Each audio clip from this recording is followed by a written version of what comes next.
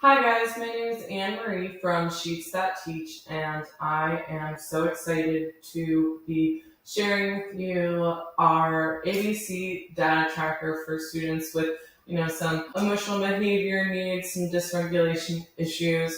We are trying to track that in a very easy to read, less stressful way for you teachers. So now what we've done on the template, we know that every student's triggers, their frequent problematic behaviors may be different, and what the consequences you do in your classroom may be different. So we decided to give a pretty generic list for you guys in the beginning. Now, we did leave the rest of these blank in case these do not fit your students' needs, but needless to say, once you have a template or a list that you are happy with their triggers, their behaviors, and their consequences, you can go ahead and highlight all of those, give a little Command C, and then if I come back over here, I can copy this to any other list that I want. Now, when you get this on the template page, you are going to get 4 of these. So again, this has no formatting errors that you need to worry about when you grab all of these and copy them. Now, since this is a one we're going to give to customers, I'm going to just go ahead and undo all of those. Some other really cool features I want to just show you guys. Now, when you click this date, it is going to give you a quick little calendar, so you can click that. Time, we decided not to auto stamp this because we know sometimes you don't get to do this during the crisis episode or the dysregulation episode, so we wanted to give you guys the option to put that in whenever you wanted. Then total duration, the task activity, or whatever demand they were given at that time you can write, and then you can go ahead and start checking away some of their behaviors. And what I really like about this tool too is overall we have color coded. I'll just go ahead and check all of them off so you can see. We have color coded the intensity because we really wanted a way to show you guys, maybe something at a level 1 or 2, maybe no one's safety was directly threatened, things like that. Or these are really one of the options where maybe the student just needed, a little bit of ignoring the problematic behavior, or maybe all they needed was a quick prompt back to their earn and they were able to self-regulate. So maybe, you could save those 1 and 2s for times that they were able to self-regulate. I know lots of our kids have goals on choosing the appropriate regulation strategy. So we really wanted a way for that to highlight or to pop out to you guys. So let's go ahead and see what that looks like in the example one.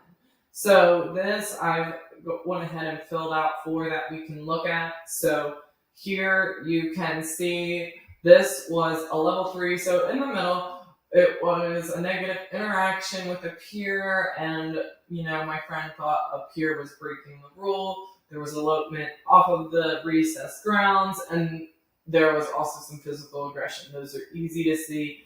I can tell that he did need to go to the calm room and additional staff was needed. Now, all my details in the notes I can find here. And we actually did give you guys a frequency tab, or a frequency column for some of those behaviors. If you guys don't like this, you can always say hide column.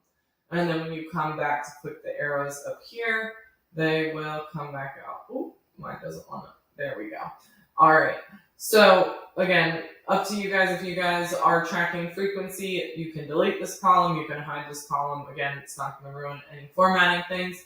But let's go ahead and take a look at what a level 1 intensity might look like. Because again, you're allowed to check off more than one thing. And one of the cool things about this data sheet, I really like how you can see, okay, this student was given a task or demand. Maybe this was task cards independent at center. So there was elopement just around the seat, though. Wasn't that bad. Obviously, no one's safety was threatened. So, everyone just ignored the behavior, the attention-seeking behavior of the roaming, and the student was able to self-regulate. She didn't even need to get that staff redirection. So I think this would be really good to show some staff members in the classroom that are having trouble ignoring those minor behaviors. Like, look, when you ignore the behavior, the student is able to self-regulate. So I really love that those are some of the patterns that you can see here. Then again, let's look at a level 5. This one, for this time, we believe that the student was trying to escape some sensory input. There was a negative interaction with a peer, and the peer tried to tell them no, that they couldn't have their preferred item. Now, there was definitely some physical aggression in staff towards peers after that, and there was also some destroying the classroom after that. And we can tell that there was additional staff needed with this. The rest of the class was evacuated, and we did have to call crisis.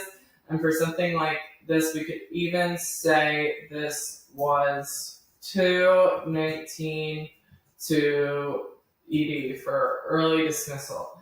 This was a rest of the afternoon thing, and this started during indoor recess. So, again, I really love how you're able to peel out patterns. Overall, we had a problem with the preferred item, lots of destroying classrooms. Here, we were able to ignore the behavior, and, she was able to get back on task. One of those things where you can show others, look, when you ignore, they are capable of getting back on task themselves. And this is, again, so one thing when you come back over here, you have this example list, pretty generic example list, that you can choose to copy and paste to your other 3 cells. You can leave it blank. You can change it to what you need. But the biggest thing to remember is once you have this template tab to what you like, leave it blank, and then you are going to be duplicating, and then you can rename each tab. So maybe this was, I don't know how much your student is freaking out if you can make this be a day or a weekly tab, but you could easily just give it the date of 6/24/24. And then again, each day going back and duplicating that blank one whenever you need it. I hope this helps you guys, and happy data tracking. Have a great day.